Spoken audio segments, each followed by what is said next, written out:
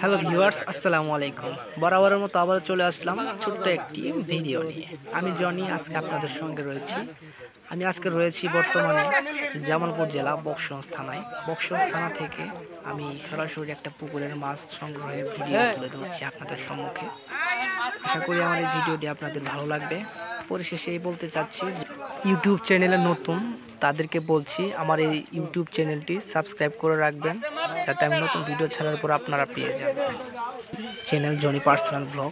যারা নতুন হয়ে আছেন, দেখছেন ভিডিওটি, তারা অবশ্যই আমার ভিডিওতে কমেন্টস করবেন, সাবস্ক্রাইব করে রাখবেন, যাতে আমি নতুন কোনো ভিডিও ছাড়ার পরই আপনারা পেয়ে যান। তো আশা করছি আমার কথা আপনারা বুঝতে পেরেছেন। তো এটি হচ্ছে জামালপুরের বকশগঞ্জ থানার পশ্চিম পাড়ায় মেশরচর সরকারি প্রাথমিক বিদ্যালয়ের সংলগ্ন, তার পাশেই ঘেঁষে যাওয়া একটি বিশাল বড় পুকুর। সে পুকুরে জাল টানা হচ্ছে। মূলত এখানে সরকারিভাবে মাছ ধরা হচ্ছে। এখন রয়েছে রুই, কাতল আর ছোট কিছু মাছ রয়েছে, সেগুলো হচ্ছে মলা মাছ। আপনারা অনেকেই তাই সেই মাছটি চিনে থাকেন। তো পরিশেষে আমি বলতে চাচ্ছি, যারা আমার পেজে নতুন অবশ্যই সাবস্ক্রাইব করে রাখেন। তো এই ছিল আমার বলার মতো কিছু কথা। তো আমি আর বেশি কিছু বলতে চাচ্ছি না। আপনারা ভিডিওটি দেখতে আশা করি অনেক ভালো লাগবে।